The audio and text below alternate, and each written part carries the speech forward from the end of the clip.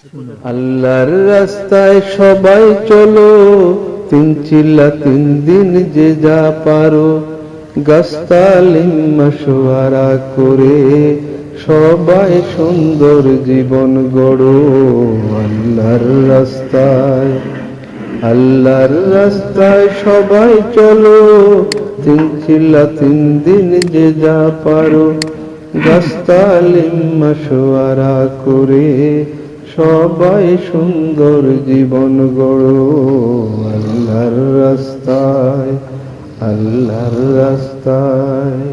आज जो है हमारे मुफ्ती सईद साहब का जो इंतकाल हुआ, उनके बारे में थोड़ा सा सुन लीजिए। मुफ्ती सईद अहमद पालमपुरी ये बहुत बड़े उलमा में थे, हमारे इलाके के थे। मेरे गांव से उनका गांव तकरीबन 15 से 20 या 25 किलोमीटर के फासले पर होगा। मेरे वालिद साहब रहमतुल्लाह अलैह इनको बहुत एहतमाम से निज़ामुद्दीन मरकज़ बंगले वाली मस्जिद में एक एक हफ्ते के लिए बुलाते थे देवबंद से, और मेरे वालिद साहब रहमतुल्लाह अलैह उनके लिए ठहरने का इंतज़ाम करते थे। मुफ्ती सईद साहब जिनका आज इनका इंतकाल हुआ है, और बहुत ही, और मेरे वालिद साहब रहमतुल्लाह अलैह एहतमाम से ये कहते थे कि मुफ्ती साहब मैंने आपको देवबंद से बुलाया है, इसलिए बुलाया है कि मेरे बयान में आप बैठो और मेरा बयान सुनो, और तनकीदी जहन से बैठो, यानी मुरीद बनकर नहीं, बल्कि ये कि इल्मी में जो बात कहता हूँ वो सही है कि नहीं, कुरान हदीस से कोई बात टकराती तो नहीं। क्योंकि लोग दुनिया भर में मेरा बयान सुनते हैं और मेरे बयान की फिर नकल करते हैं, तो कोई ऐसी चीज़ न चले दुनिया में। तो बाकायदा अपना निगरान बनाया था मेरे वालिद साहब रहमतुल्लाह अलैह ने, ये मुफ्ती सईद पालमपुरी रहमतुल्लाह अलैह को। दोनों को दोनों कमरे में होते तो दोनों चूँकि पालमपुरी थे, मैं तो अपने बच्चे में शुमार होता था, खिदमत करता अब्बा की, चाय लाना है, थैली उठानी है, ये करना है, वो करना है, जो भी नौजवान आप लड़कों की आदत होती है। लेकिन दोनों बुजुर्गों को मैं देखता कि एक दूसरे से जो है ये गुजराती जुबान जो चिलिया लोगों की होती है, चच बोलते हैं ना, चम से चौ जाता शू गाधू, इस तरीके से दोनों बातें करते थे।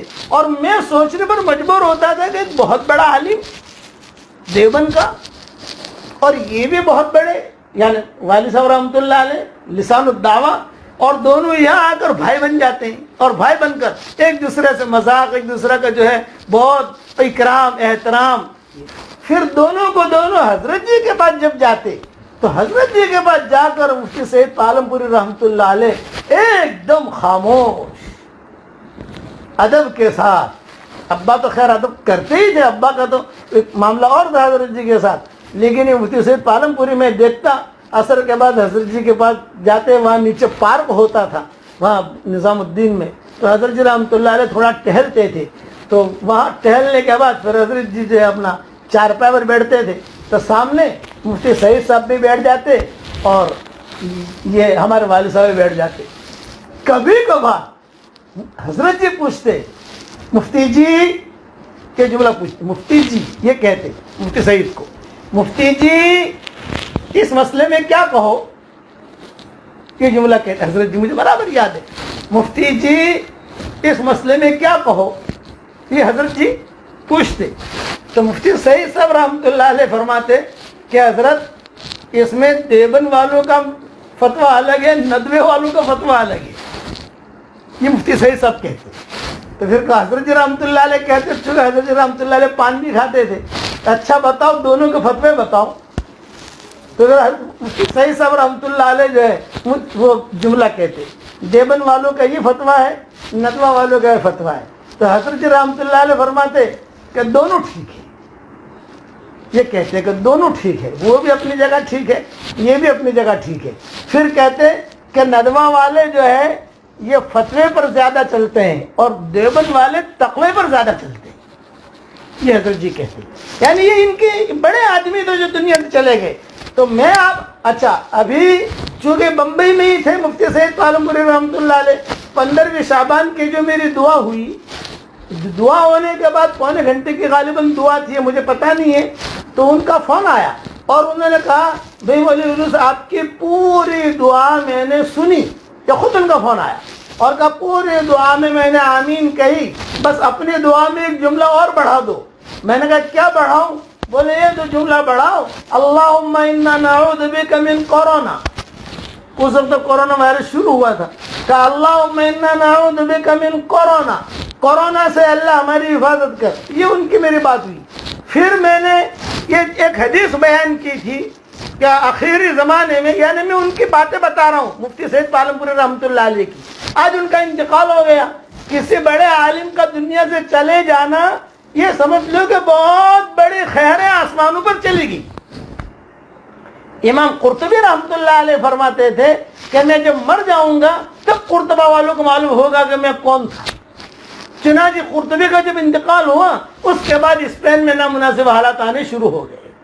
اتنا اونچا آدمی ہم سے آج جو ہے رخصت ہو گیا.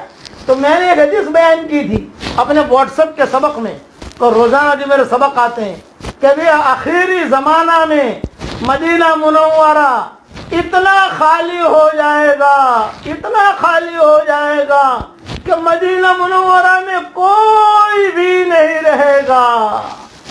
جنگلی بھیڑیے، جنگلی کتے اور شیر یہ مسجد نبوی میں داخل ہوں گے، اور داخل ہونے کے بعد مسجد نبوی کے جو ستون ہیں ان ستونوں پر پیشاب کریں گے اور ممبر پر جا کر پیشاب کریں گے. مطلب کہ کوئی ہوگا ہی نہیں تو اتنا جائیں گے اندر. اور پھر میں نے حوالہ دیا موطا امام مالک کا. اس پر مفتی صاحب کا فون آیا.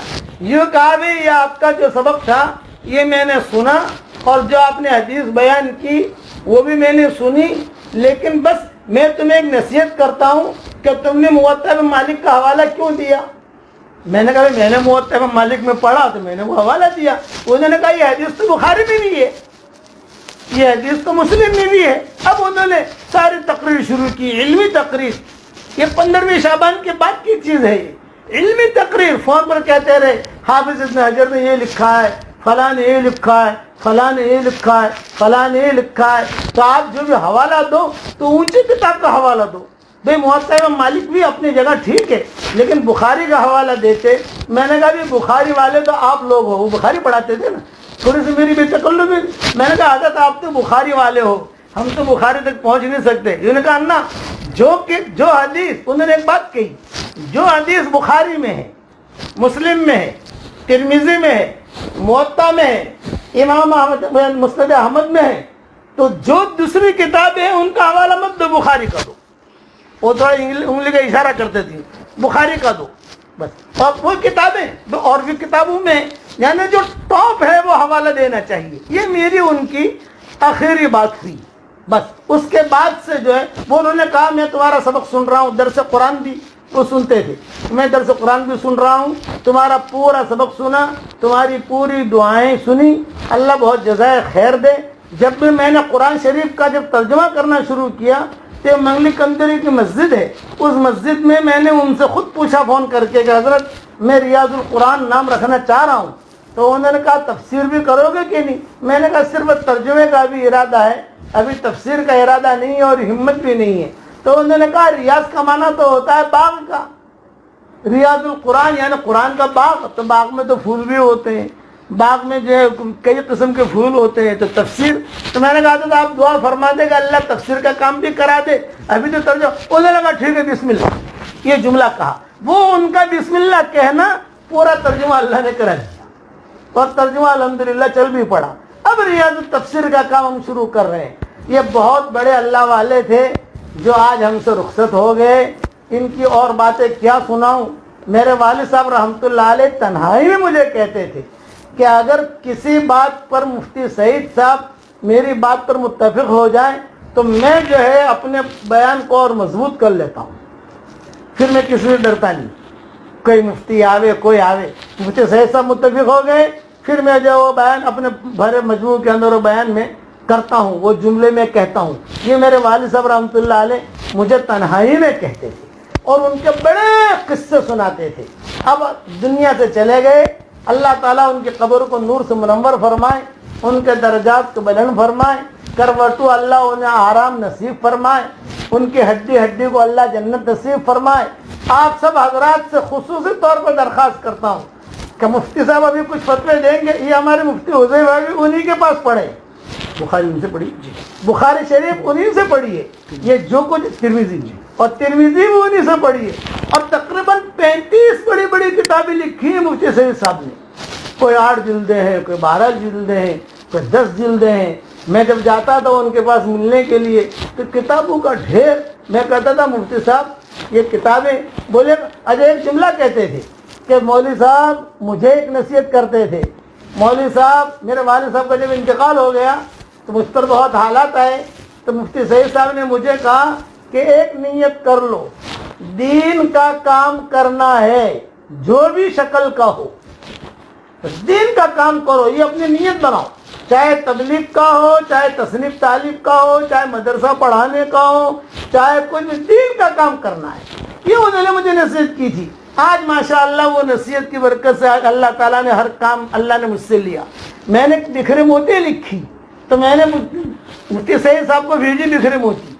मेरी जितनी भी किताबें आती थी उसका कस्टम मुफ्ती सईद साहब करते थे, देखते थे और उसमें कोई गलती हो तो बताते थे, ये हदीस यहाँ से, ये हदीस ये यहाँ रखो, यहाँ रखो। इसीलिए बिखरे मोती का मुकदमा सबसे पहले लिखने वाले मुफ्ती सईद पालमपुरी हैं, फिर उनके भाई मुफ्ती अमीन पालमपुरी, उन्होंने मुकदमा लिखा कि भाई किताब ऐसी है, किताब ऐसी है। अल्हम्दुलिल्लाह वो बिखरे मोती आती गई, चलती गई, जिल्दें आती गई, चलती गई।